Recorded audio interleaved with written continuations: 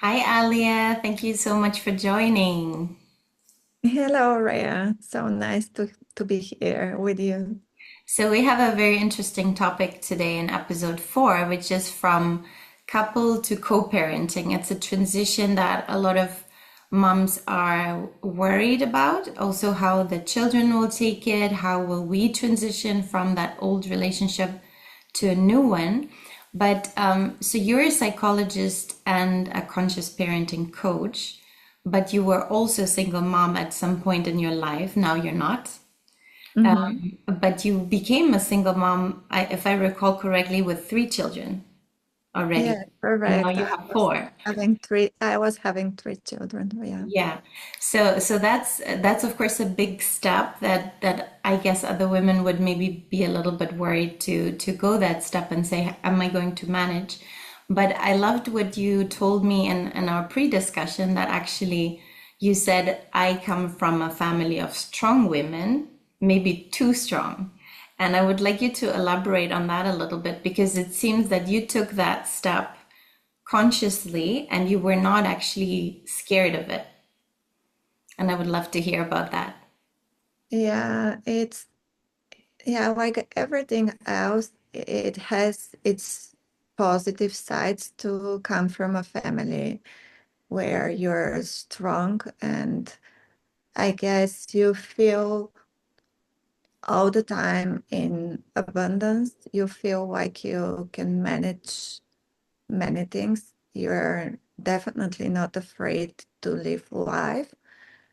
Uh, but then it comes with a lot of struggle as well, because it's not very often when we meet strong women. And I have my daughter, my oldest daughter now, it's 19, and it's very interesting to observe her because you know how children mirror us, Hmm. how they follow also our patterns.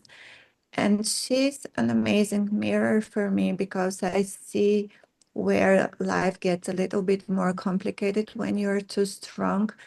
And then at the end of the day, once you have so much power, it's so difficult to hide it or like to get rid of it. And there is a lot of struggle with that. And it's so interesting because the way she describes her, it's the same way how I used to feel before. I still sometimes feel the same way. I'm super feminine on the outside, Hmm. absolutely feminine, the way I dress, the way I walk, the way I move. Hmm. But then on the inside, you feel so much power. And our world is, I believe, still not 100% ready to have women like this. So And I, when you're talking about that power, do you think that's the masculine energy that we all have, or is it a feminine energy, but just one of power that knows who she is authentically and she can stand her ground? I think at the beginning, when it's not learned, when you're not conscious about it, it could be a little bit more masculine. Hmm. But once you be, the more conscious you become and the more connected you become to yourself, this power transforms. It goes back to where our nature is. So it becomes far more feminine energy. And this is where we are more approachable and we are more understood. But it's a mixture, I believe. Hmm. It's a mixture between, but the thing is, we need, as women, need to do the shift from this doing to like really honoring this voice that we have. And it's a very, very strong voice. I love that. And I was going to actually ask that question. So, what you're describing is not super mom, as we Mhm. know this label that just does it all and is at the end of the day, she's depleted, exhausted, and feels she's burned out. This is not the same. No, no, it's completely different. Yeah. No, I'm not talking about doing everything alone and not it's just it's just a power where you believe you're good enough. Hmm. You can find solutions. But of course, at the same time, we need to understand that as women, I believe as women, we are different from men. We are not the same. And I think this is the greatest gift that women could have is really to understand that we have differences. And yes, men, they are far more structured. I can have structure as a woman, but the way they function, we are far more creative than them. We are following our intuition far more. We we work in cycles, so we the point is not to compete with men, I believe. We need to follow our own nature, and I think it's completely different. Yeah. Hmm. So when you're a mom and when you try to do everything as if you're a man and a woman, I think it's not, it's, this is where women burn out. Yeah. Yeah, no, I fully agree. So when you became a single mother, that came from that place of power, Mhm. belief that you just described. And so if we talk about this transition from the couple to the co-parent, what did you do to make that a smooth passage? Because we both know for children is very important because they are 50% the father, so we cannot be in constant struggle with that person even if our personal relationship with them or the couple relationship has ended. I just want to go first back to the separation part because now when I'm very conscious about when I was separating, honestly, I didn't know why I'm doing it. I knew I'm exhausted and tired, and I wanted to change something. I wanted to change my life. And probably because I was coming from this strong family, I was not afraid to go forward and do it. But now, when because I did think a lot about it, and I did a lot of work, and I've tried to be very conscious about why I've divorced. And I believe I wanted to grow. I wanted to, and I think it's very important for women to understand. Of course, when you're angry, at some point you're angry, and you think it's only the partner that you're angry at. Hmm. But I believe we are far more angry at ourselves. And we are angry because we want to grow, we want to awaken. And I am actually writing a book about divorce. And my question there, my main question, the question that I have for all women that are separated or that are thinking about separation, whatever stage you are, is who are you really wanting to divorce? Hmm. Is it your partner or is it your old self, your old patterns, you everything that you want to get rid of? Hmm. Because at the end of the day, it's not really the partner who is so important. We make him like so important in our head and we think he is the problem. And I know some women won't understand this right now, but when all those feelings calm down a little bit and when you're over your separation, at some point you would realize that it doesn't matter who the partner is Yeah. so much, but it's important who you are. And of course, the moment you grow, the moment you change, maybe you won't ever choose this partner. But the main problem is to divorce and really to say goodbye to our old patterns and old beliefs that are no longer serving us.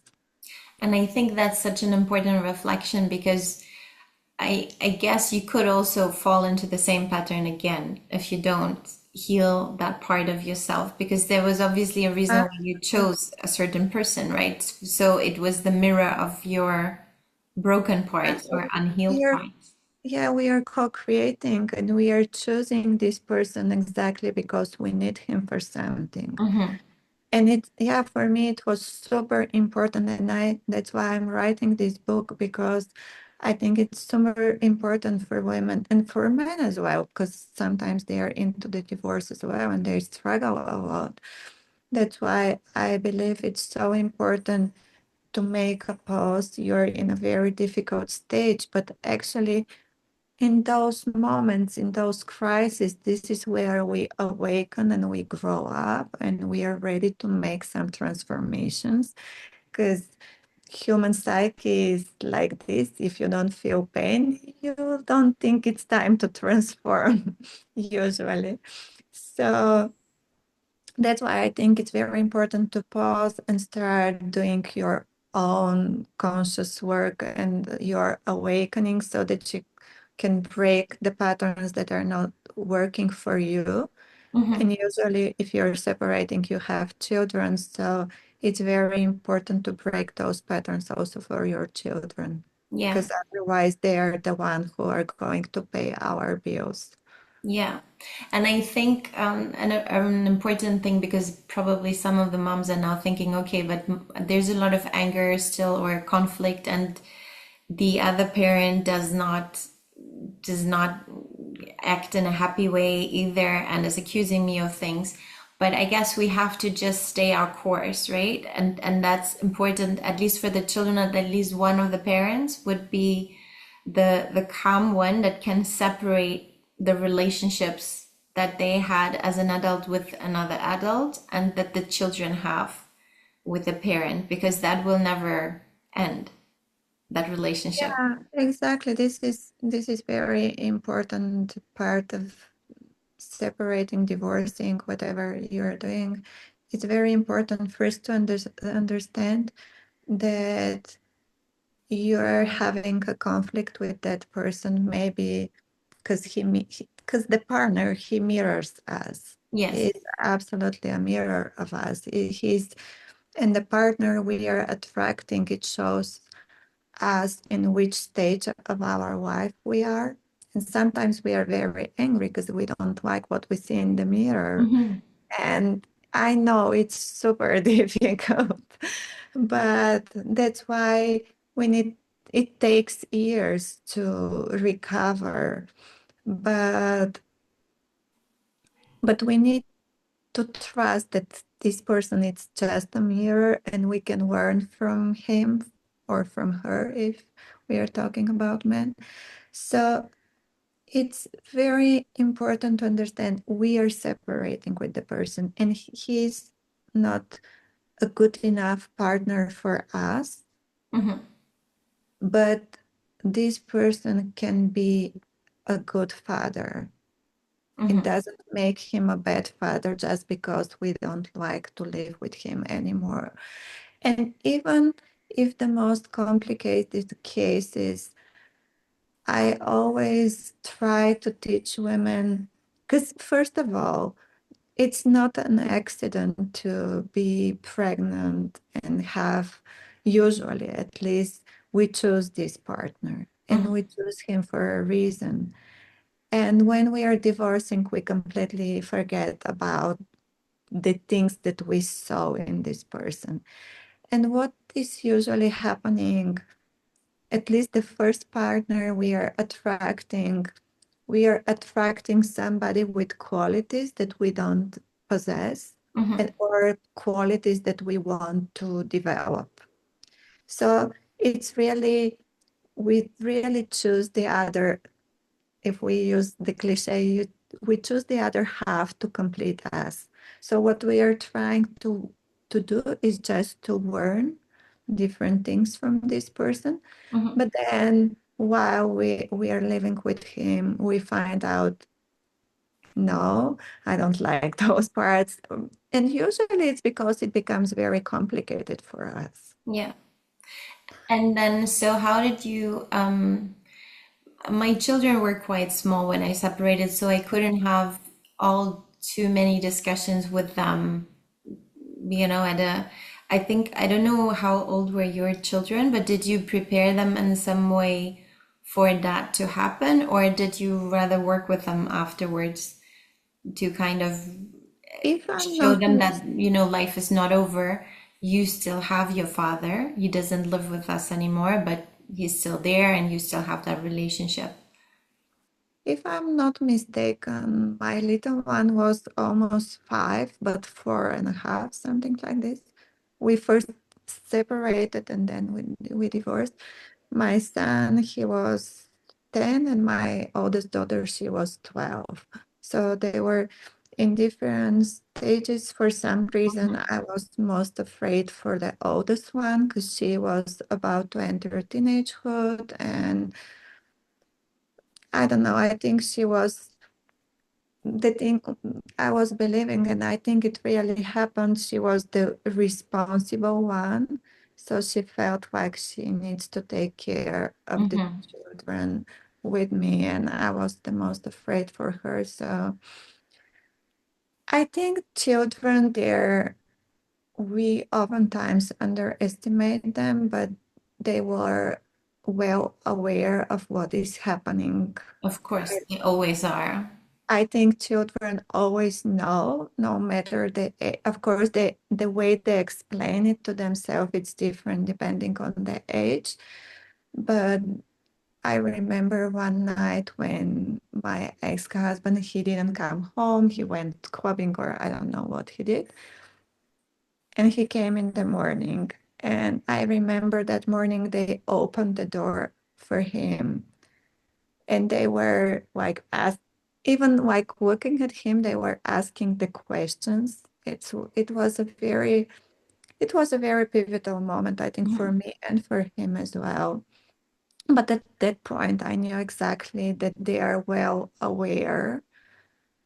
And yeah, we need to be very transparent and honest. We Mhm. don't need to explain too much.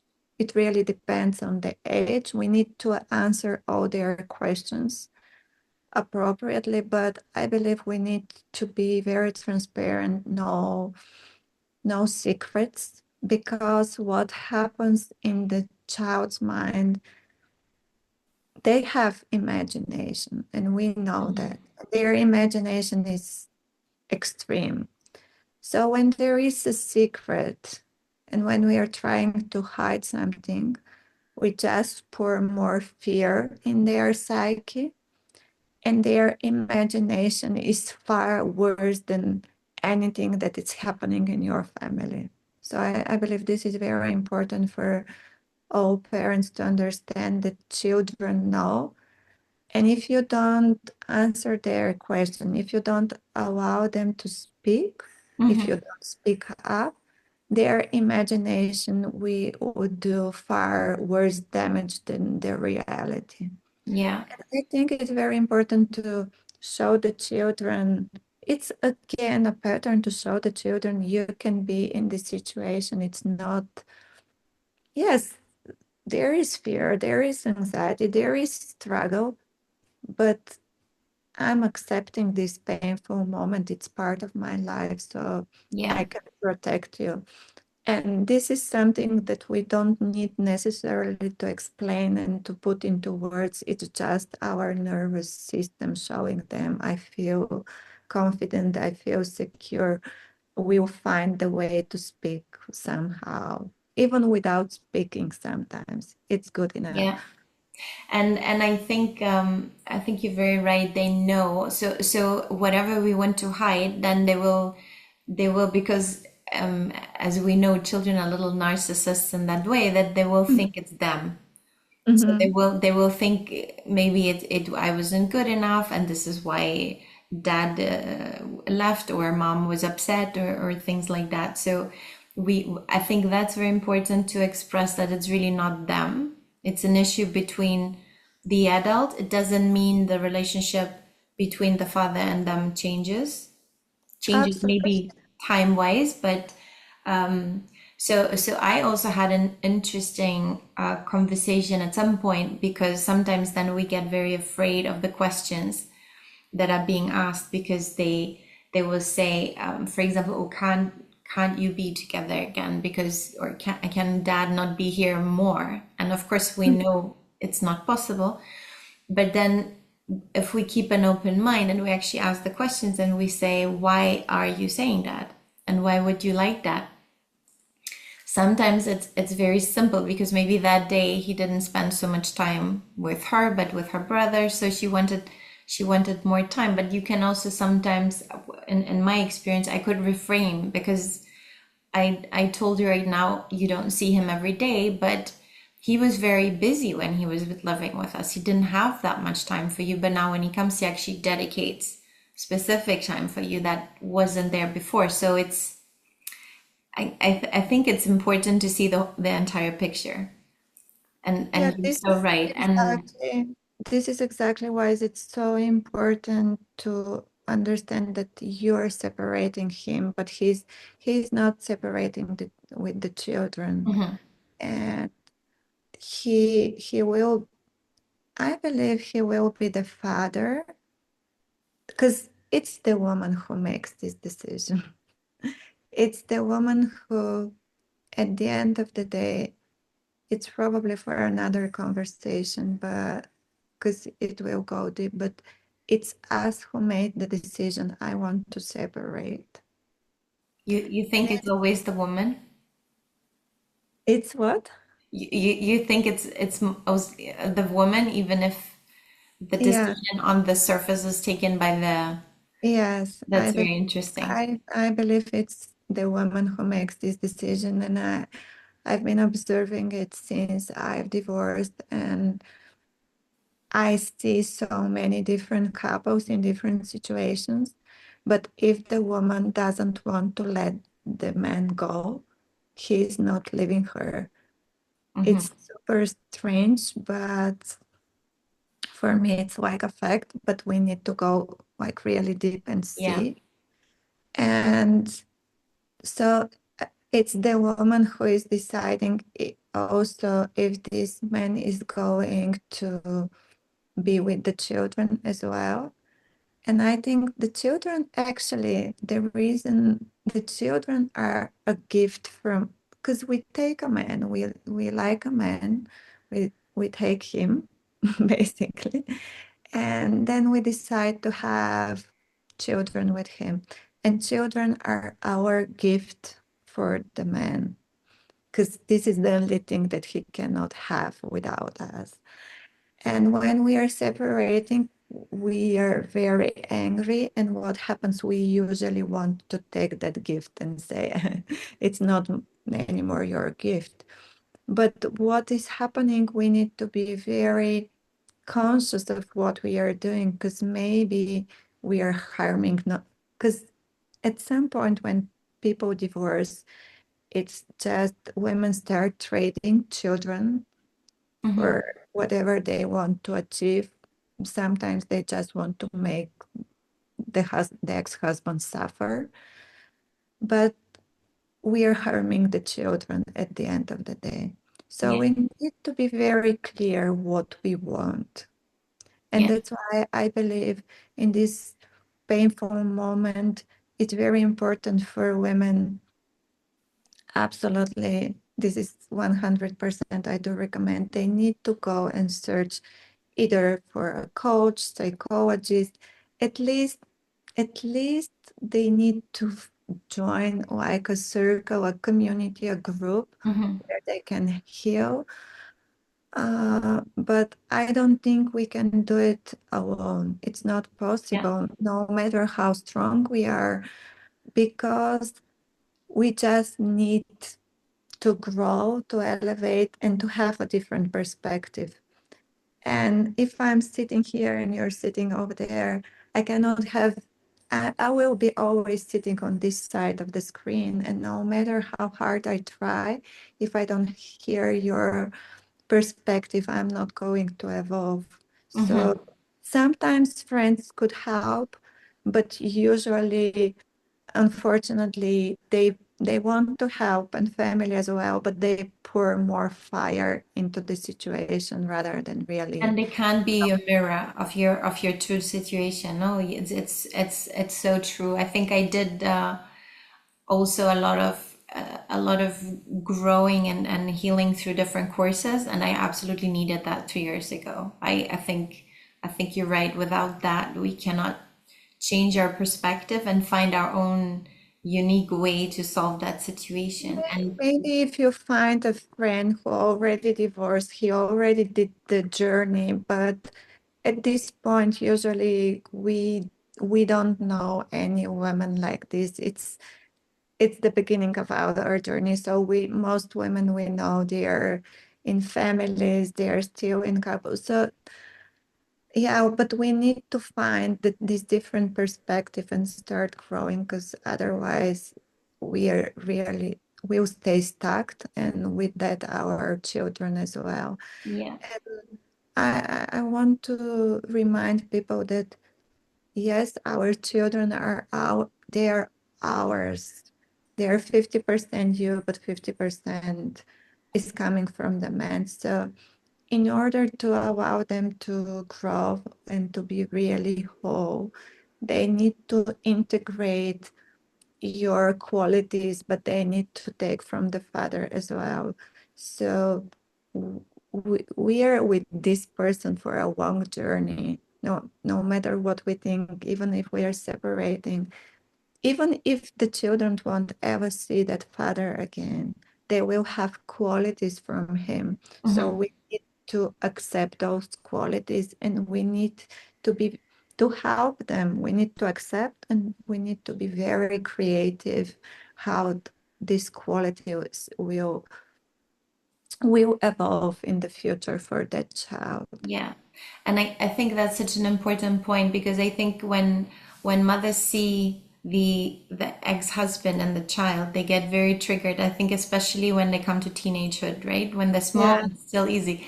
But that's exactly when you really have to start loving and seeing the positive in each of those qualities as neutral, right? We cannot say that is a bad trait. This is and also we have to be, I think, very conscious that we're mirroring and we're projecting that other person onto what we're seeing, but it's not. It's a different person. It's a different human being, and we have to help them it's a accept those different. qualities also, right?